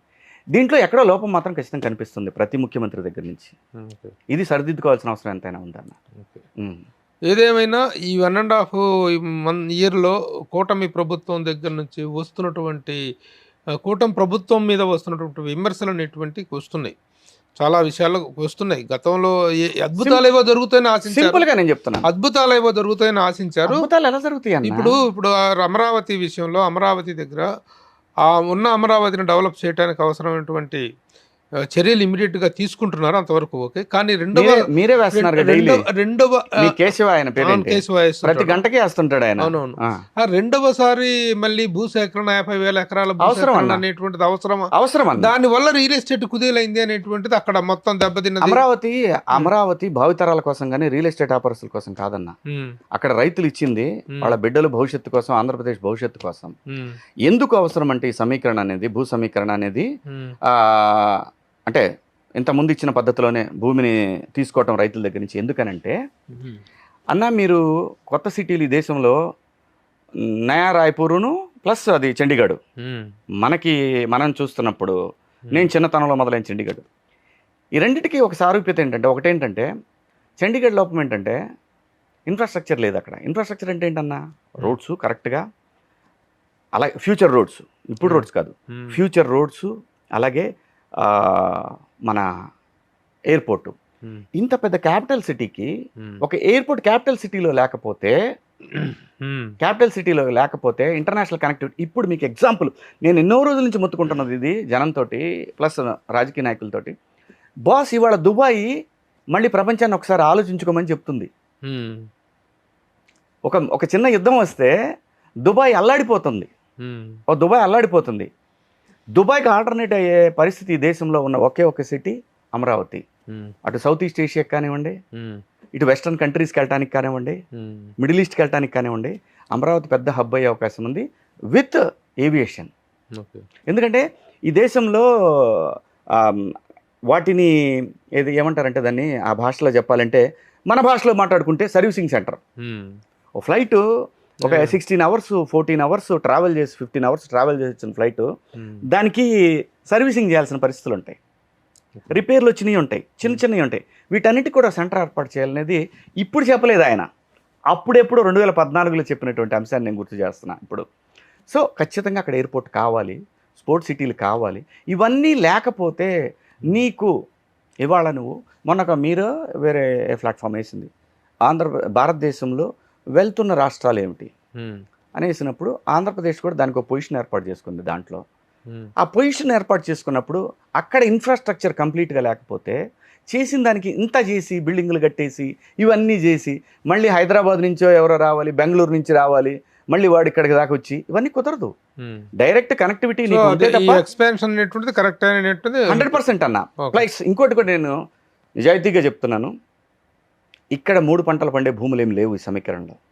నాకు బాగా తెలుసు, నేను ఆ ప్రాంతం వాడిని కాబట్టి నాకు బాగా తెలుసు. మనకి ఒక 20-30 గ్రామాలు మాత్రమే బ్రహ్మాండంగా పండేటటువంటి భూములు గత సమీకరణలో ల్యాండ్ పూలింగ్లో జరిగినటువంటి వాటిలో ఒక 15-20 మాత్రమే గ్రామాలు మాత్రమే. అది కూడా కొన్ని వేల సంవత్సరాల నుంచి కృష్ణానది పరివాహక ప్రాంతం కావటం వల్ల బ్రహ్మాండంగా పండుతాయి. నువ్వు ఆ ఏరియాలో ఇల్లు కట్టుకుని మొక్కలు వేసుకున్నా కూడా నువ్వు ఆ మొక్కల మీద బతికేయచ్చు. అలాంటిది ఉంది.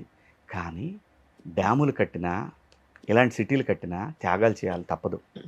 ఇది భావి తరాల కోసం చేసేది ఈ పనులన్నీ కూడా. సో ఆ సమీకరణలో ఎటువంటి అన్యాయమూ లేదు, రైతులకి మేలు జరుగుద్దే తప్ప ఏం కాదు. రియల్ ఎస్టేట్ ఎలా దేశానికి అభివృద్ధి అవుద్దన్నా? కాదు, ఎప్పటికీ కాదు.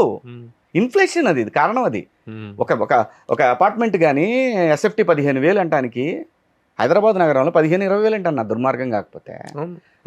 ఆంధ్రప్రదేశ్ పోతే అక్కడేమన్నా 7,000, 8,000, 10,000, అక్కడ పోతే 15,000. What the hell?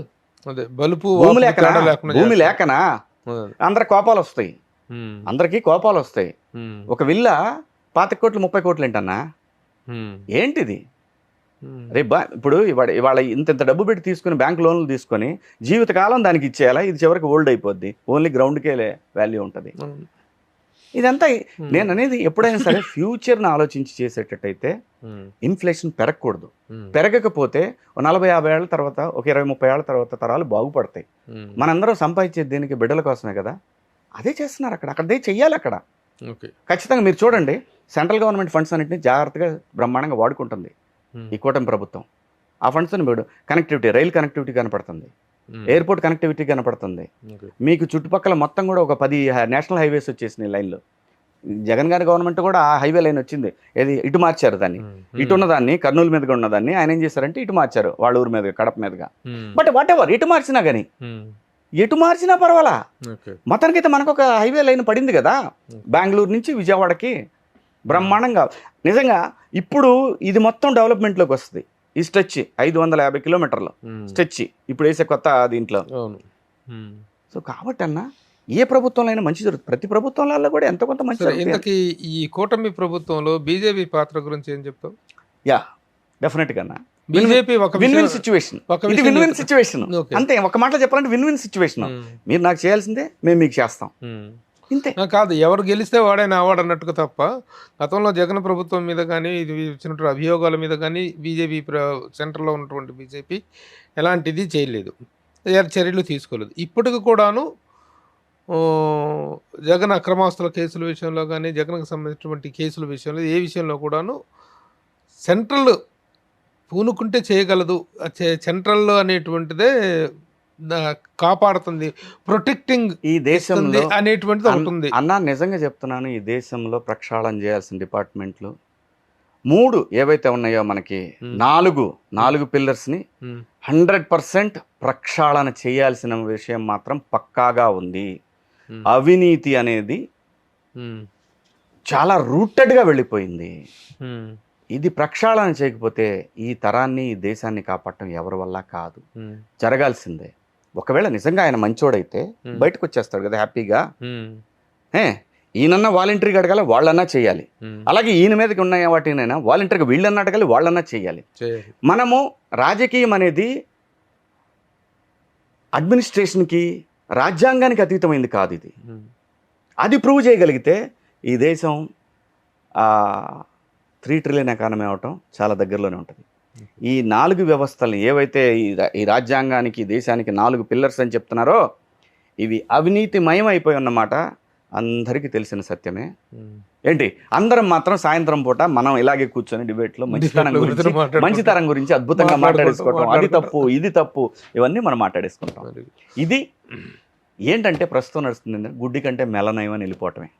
సరే, ఆంధ్రప్రదేశ్ సంబంధించిన రాజకీయంగా 2 వ్యక్తులు ఎక్స్పెక్టేషన్లను మించిపోయినటువంటి పర్ఫార్మెన్స్లు ఇచ్చేసి రిజల్ట్ చేసినటువంటి వ్యక్తులు 2 కనిపిస్తున్నారు. పప్పు అని అవహేళన చేసినటువంటి లోకేష్ ఈరోజు నిప్పులాగా తయారై చాలా సమర్థవంతమైనటువంటి వ్యక్తిగా నిరూపించుకుంటాడు తనని. అలాగే 2 చోట్ల పోటీ చేసి 2 చోట్ల ఓడిపోయినటువంటి వ్యక్తి 100% స్ట్రైక్ రేట్తో ఈరోజు డిప్యూటీ సీఎం అయ్యాడు Pawan Kalyan. What is your compliments? ఇప్పుడు పవన్ కళ్యాణ్ అంటే ఒక యాక్టర్గా కూడా ఒక మీ ఫ్యామిలీకి సంబంధించిన వ్యక్తినే అనుకోవాలి కదా, is a co actor. How do you వీళ్ళిద్దరిని ఎలా కాంప్లిమెంట్ చేస్తారు?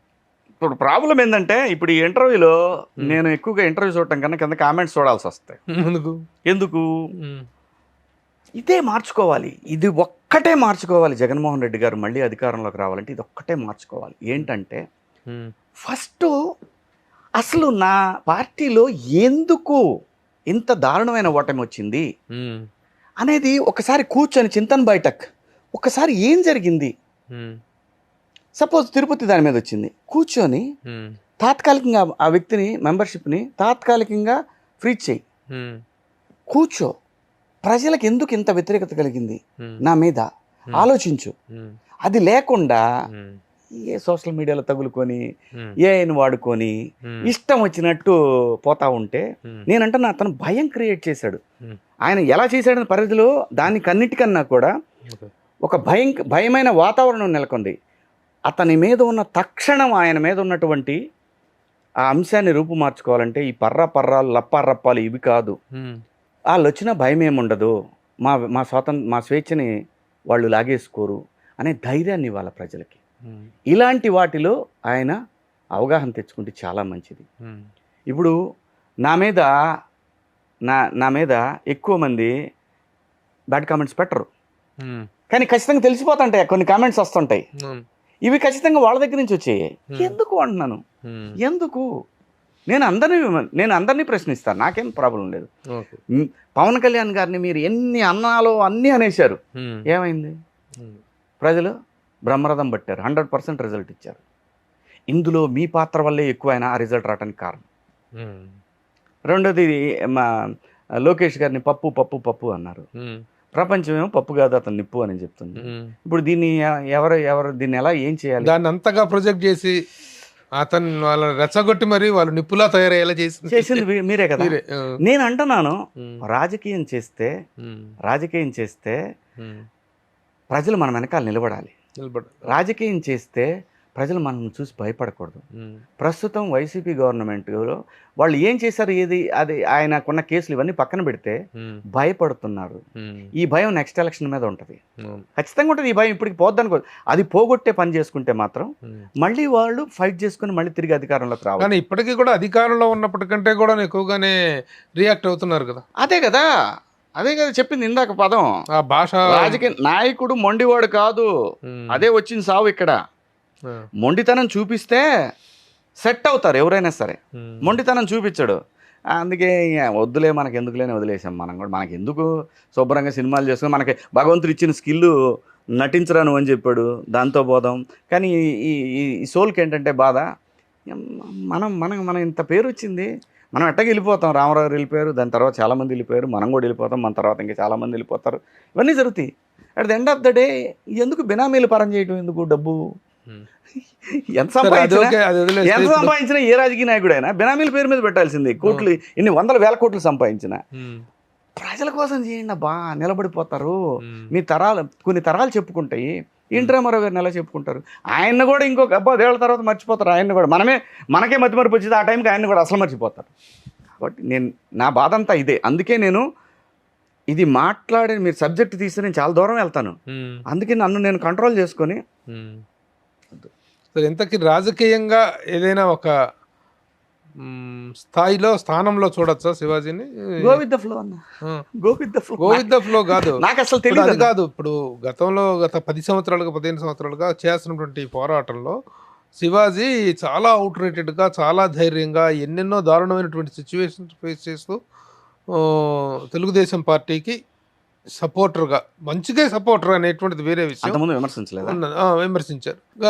ఏదైనా ఇప్పుడు నీలో ఉన్నటువంటి హానెస్టీని గౌరవించి ఏదైనా ఆఫర్ నీకు వచ్చే అవకాశం ఉందా, లేదా ఆఫర్ తీసుకునే అవకాశం? నేను ఆలోచించనన్నా, గౌరవం అనేది రావాల్సిందే తప్ప. యాక్చువల్ గా బయట అనుకోవటం, ఇంతగా తను విశ్లేషణాత్మకంగా మాట్లాడుతున్నాడు, ఇంతగా కన్సర్న్డ్ గా ఫీల్ అవుతున్నాడు.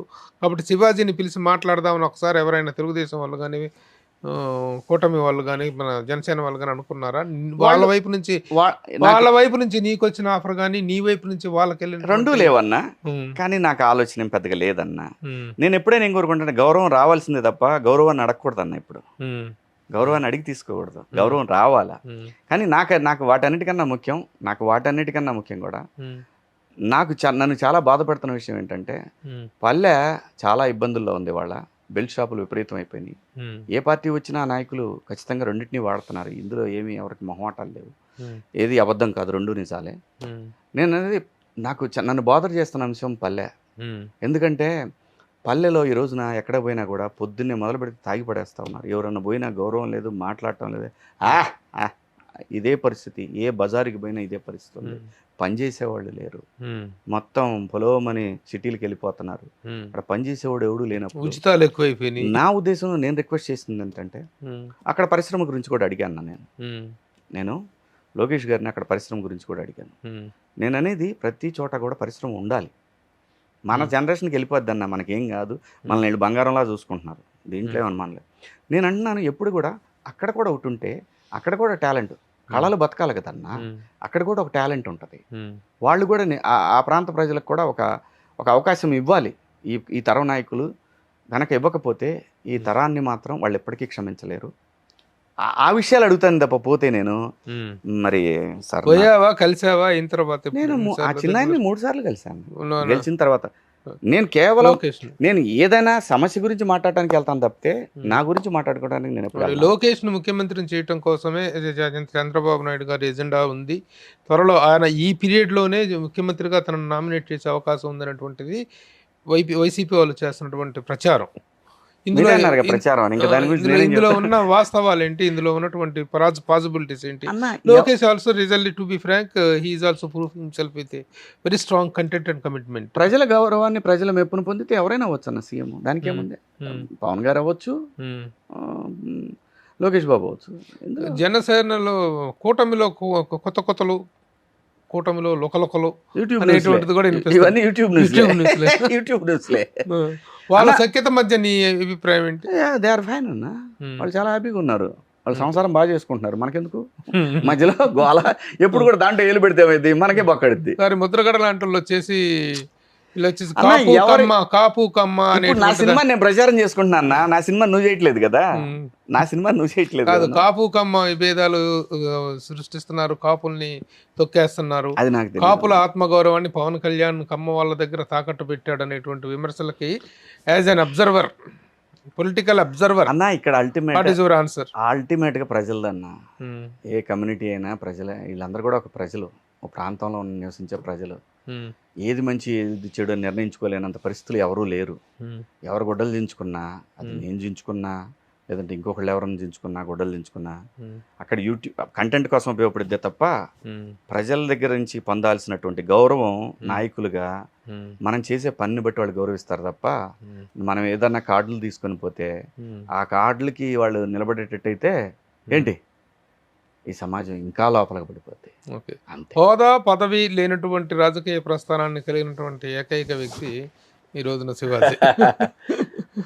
ఈ ప్రస్థానం ఎంతకాలం కొనసాగుతుంది? నేను బతుకున్నంతకాలం చేస్తాను, నాకేం ప్రాబ్లం లేదు. ఎందుకంటే నాకు ఇంత గౌరవాన్ని ఇచ్చింది, ఇంత రెస్పెక్ట్ని ఇచ్చింది ఈ సినిమా. సో అటువంటప్పుడు ఈ సినిమా అంటే ప్రజల ద్వారా వచ్చింది. సో ప్రజల కోసం నేను బతుకున్నంతకాలం మాట్లాడాలి. సినిమాల్లో అయితే శివాజీ అంటే హీరో అనేటువంటి ఒక హోదా ఉంది, రాజకీయాల్లో ఏముంది అంటున్నా? రాజకీయాల్లో శివాజీ ఒక సమాజంలో పౌరుడు అన్న. పౌరుడు అనేటువంటిది పవర్ఫుల్ అంతే కదా, కామన్ మ్యాన్. Very good. వేసారు తమ్మునేలు ఇచ్చా అన్నావు. మీ తమ్ములైనతో కూడా వస్తుందా? మీరేదో తమ్ములైన అరాచకం అన్నా, మీరేదో దాని మీద రియాక్ట్ అవుతారు, తిడతారు. నేను ఎందుకు అవుతాను? నేను అవును, చచ్చిన అవును, ఏదో వేసుకున్నాడు బాబా. మరి అంటే నేను అనేదన్నా, మరి ఇవాళ రేపు ఎలా ఉందంటే అన్న, యూట్యూబ్ యాంకర్లు వీళ్ళందరూ కొంతమంది, అందరూ నేను కొంతమంది ఏంటంటే, నేను వీళ్ళకంటే నీకంటే చాలా తెలివైన, నిన్ను చూడు ఎలా తొక్కేస్తాను ఈ ఇంటర్వ్యూలో అనే పంతా ఒకటి ఉంది చూసావా, అక్కడ బాధ వేస్తాను. అందుకే ఎవరు పెద్దగా ఇంట్రెస్ట్ చూపిట్లా ఇంటర్వ్యూ ఇవ్వటానికి, అన్లెస్ వాళ్ళు జర్నలిస్టులు లైక్ యూ, లైక్ నిన్న మనం చేసిన అందరు జర్నలిస్టులు కానీ, మిగతా వాళ్ళు ఏంటంటే ఇలాంటి ఒక ఆలోచన అనుకుంటున్నారు నీ గురించి అని ఒక నెగిటివ్ క్వశ్చన్ వేసేస్తే ప్రోపగండా ఇలాంటిది క్రియేట్ చేసి మాట్లాడుతూ ఉంటారు. ఎప్పుడో రోజు ఎదురు దెబ్బ తగులుద్ది, అప్పుడు ఏం చేస్తావు? కానీ చాలా మేము కూడాను మీడియా పరంగా చాలా విషయాల్లో ఇబ్బందులు పడుతున్న సందర్భాలు అంటే తెలిసి తెలియని మేము వచ్చి బెళ్ళలేసుకుంటారు మెళ్ళ, మేము జర్నలిస్ట్ అని. తమ్లైన్ అనేటువంటిది సాధారణంగా ఇంటర్వ్యూ చేసే రిపోర్టర్ చేతిలో కూడా ఉండదు. అది ఎస్ఈఓలు చేసేటువంటి లోపల ఎస్ఈఓలు చేస్తారు. ఏదేమైనా very happy your innings. Second innings అన్నా, థర్డ్ ఇన్నింగ్స్ అన్నా, ఏదోటన్నా go with the flow. But as an యాక్టర్గా, యాజ్ ఎ ప్రొడ్యూసర్గా, ముఖ్యంగా యాక్టర్గా ఫైర్ బ్రాండ్ క్యారెక్టర్స్ చేస్తున్నాం అబ్బా. థ్యాంక్ యూ అన్న. రియల్లీ ఫ్యూచర్లో మాత్రం ఒక క్యారెక్టర్ యాక్టర్గా you are going to fill up a very big blank thank you అన్న. ఫిల్ అప్ థ్యాంక్ యూ చేయబోతున్నాం. అన్న. All the best. Thank you అన్న. మార్చి 6వ తారీఖున రాబోతున్నటువంటి సాంప్రదాయని సుబ్బిని పిలి సుద్దపూసని సుద్దపూసని. బాగుంది. Triple S. త్రిబుల్ ఎస్ పెద్ద సక్సెస్ కావాలని ఆశిస్తూ all the best. Thank you అన్న. Bye, నమస్తే. థ్యాంక్ యూ అన్న.